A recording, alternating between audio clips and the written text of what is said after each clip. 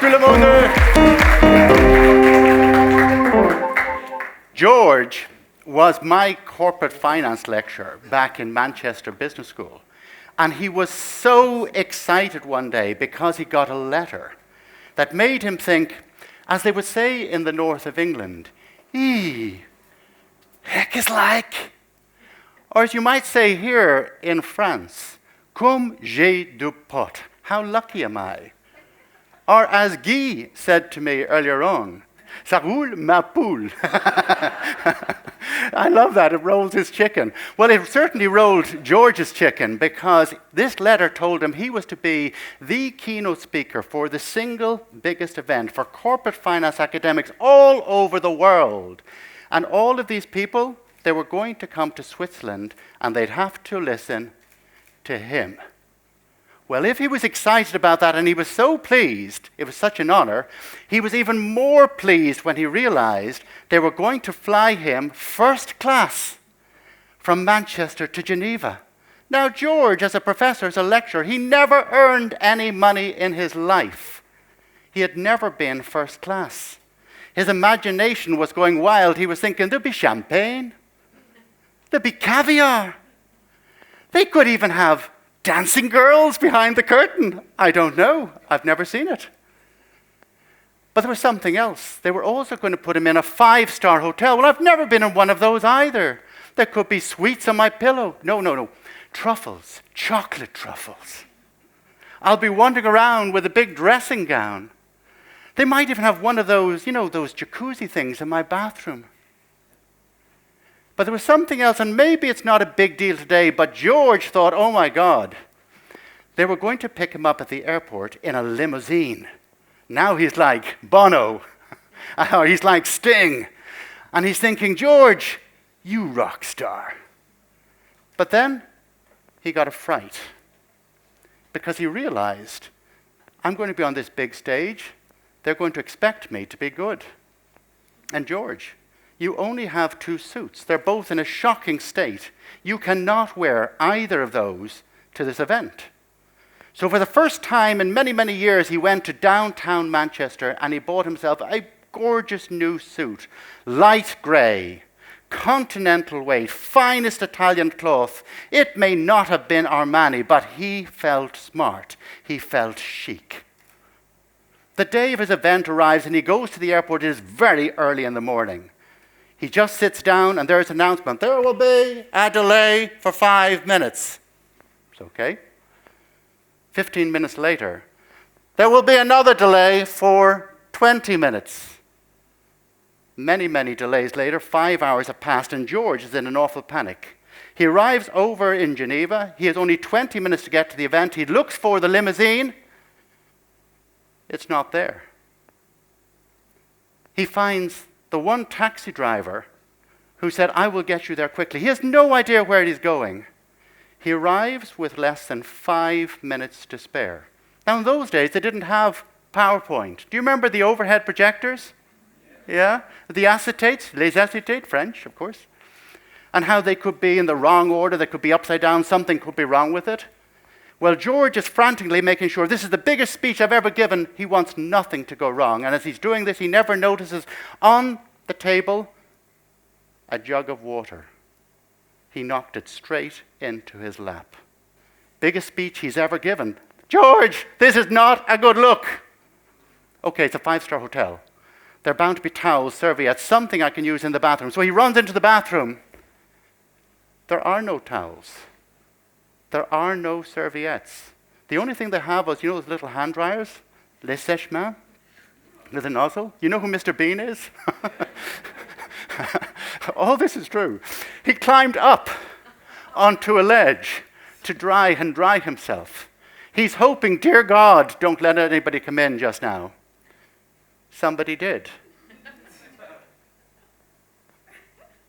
Had one look at him and left. Moments later, George has done what he can do. He gets onto the stage. And who is introducing him? Le type. This is how he was introduced that morning. Ladies and gentlemen, it gives me great pleasure to introduce you to George from Manchester Business School. I have no idea what he's going to say to you. But if it's even half as funny as what I've just seen in the men's bathroom, you're in for a great treat. Now here's the thing. Normally that story is about how, as speakers, you should expect the unexpected because things happen all the time. But that is not why I told you that story today. You see, George, he was remembered for the wrong reasons that day. And I want to talk about when you are sharing stories, how you can be remembered for the right reasons. And not for minutes or hours or days. How about months or better still years? Before I challenge you with two very specific ideas, here are two things you should want to be true about every story that you tell. Because if they are, I promise audiences will gravitate towards your stories. The first is this. As I was telling you about all the dreadful things that happened to George, could you see him? Could you feel how his anxiety must have been rising as things went to bad and then worse and worse and worse? See, if you like a story, here's what happens. Your brain, you can't help it. You inject yourself into the story and you start to think, what's going to happen next? Could it get any worse for poor George? And the answer, of course, was yes. And as soon as you do that, you also can't help it. Your brain will also start to think, what would I do in that situation? And that creates a visceral feeling. And that visceral feeling is really important because that's where and how you get so much meaning out of stories, because you experience stories as if you were involved. So you want that visceral feeling every time you share a story. And the second thing, you could argue even more important. You need both. So I told you a lot of things that happened to poor old George that day, but I did not tell you a lot of things too. I didn't tell you what he looked like. I did not tell you what was in that bathroom, apart from Le Sèche-Man. I didn't tell you what was on that stage. Is there any chance you filled in some gaps for me? Yeah? Because that's what your brain does. We fill in gaps when there are spaces. And the result is, if you liked that story, and I ask you a month, no, 2 months from now, what happened to poor old George? You could probably tell me. It may not be exactly right, but by golly, it'll be close. But it will no longer be my version of events. It will be yours, and yours, and yours, and yours. And that's what you want for your audience. But how do we get to that level? So 2 challenges that will really help you just to up your game. The first thing you've got to start with is, where are you getting your stories from? Where are you sourcing stories that your audiences will love, that will excite them? Now, for many people, this is a bit of an elephant in the room where they think, actually, I don't think I make enough use of story, or actually, I don't know that I tell a lot of stories, or frankly, I don't want to tell any stories because I don't know if I'm good enough. I don't know if people are going to like my stories enough. They are looking for that kind of, wow, there I was up on the mountain, maybe Mount Everest, and the wind is flying at 200 kilometers an hour, and I said, I don't care, I'm thinking of my children, I will plant my flag. Look, if you have one of those big stories, that is super. If you have 2 of those stories, fantastic. If you have 3 or more, frankly, you're becoming a little unusual. The reality is, most stories that you and your audiences will really care about and remember, they're much, much smaller. So if you really want to up your game, if you haven't already done this, here is one of the quickest tips I can give you today. Become a gatherer of stories. If you don't already have a story bank, create one. And here is your secret weapon. Everywhere you go, you should have one of these in your pocket or in your bag. And the first thing you should do is give yourself an afternoon. A big pot of coffee, a nice big bottle of wine, or maybe some Irish whiskey, the good stuff. And what I want you to do is just to start to jot down, well, here's some advice that my father gave me. He never gave a speech in his life, but he had a few things that stuck with me over the years. He would always say before I went to a dance, now, Eamonn, if you remember nothing else tonight, I want you to dance with a girl you brought. That's what I want you to do with stories. Start with all the stories that you tell often. And sometimes you just need to jog your memory. And what I would suggest you do is that you think about, so what stories do you tell about? Who do you tell most stories about? Yourself. So you. What about your partner? Husband, wife, boyfriend, girlfriend, should have done, I can't believe you did. Kids, travel, work, education.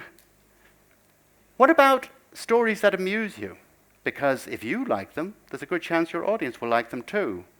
Lessons in life, and especially embarrassing stories. But don't stop there, because you're a professional speaker. If you really want to stay current and not use the same old stories time and again, write things down when a story happens that you find interesting. And you won't always know in advance when you've got an amazing story. But the more you write, the more you will find. I'll give you an example from last week, and this is a completely raw story. I have not decided if, when, or how I might use this, but I am going to share it with you anyway. So I live in Dublin, and I take the train into work every day, and sometimes it's really busy. And if you're not quick enough, you don't get a seat, so you're standing all the way in. And I'm standing beside two women, and one of them is very loud, and she's saying to her friend, "You are not going to believe what happened to my little Cian.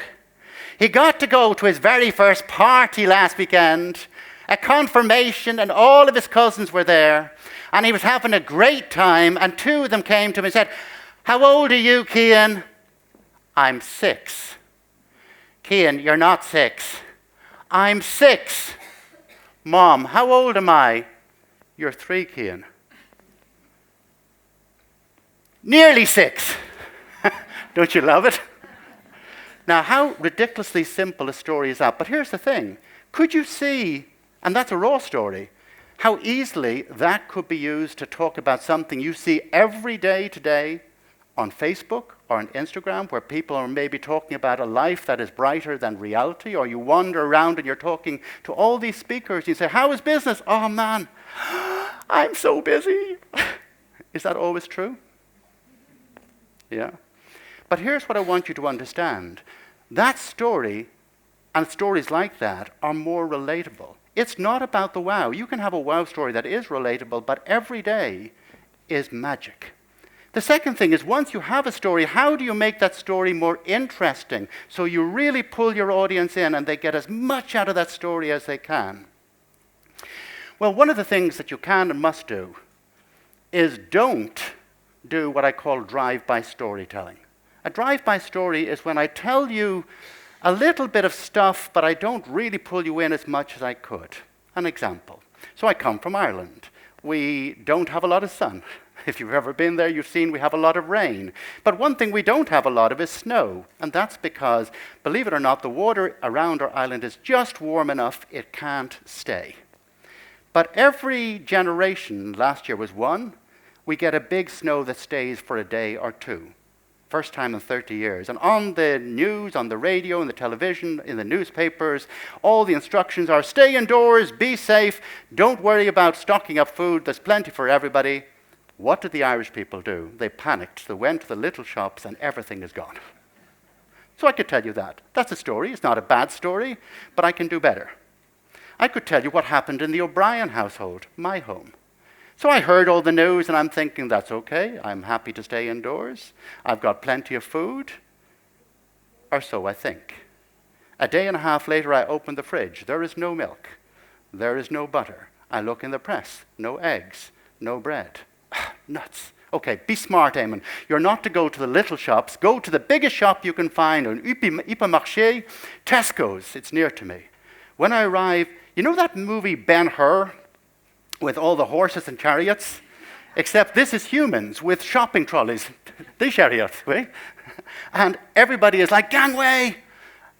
Nobody's taking any prisoners, and they're taking things left and right, including stuff they never buy.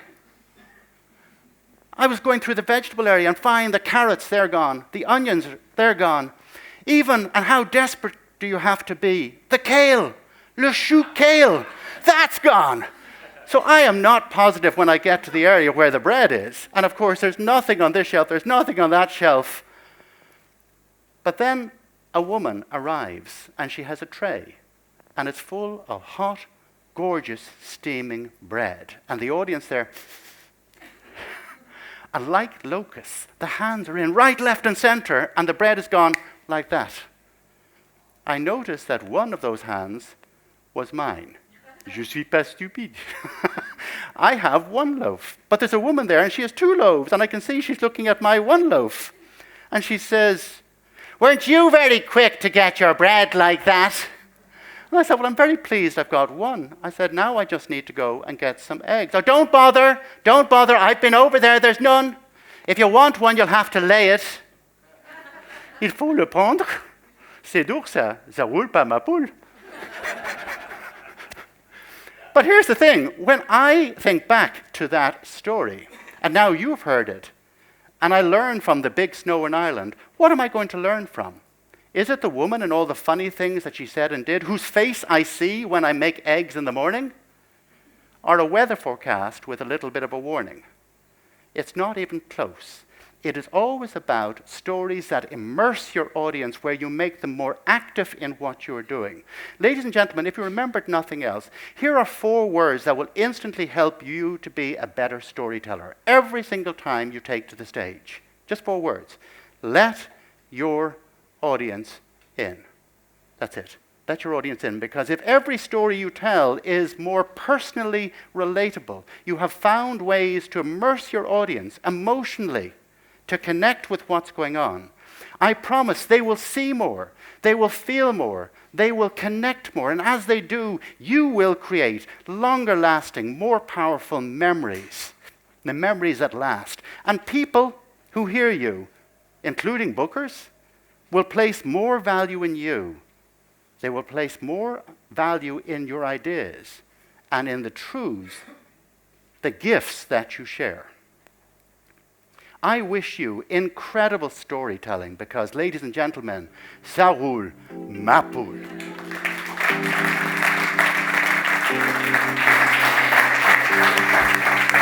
Great story, Eamonn. I love it. Best stories ever told. Thank you very much. Thank you.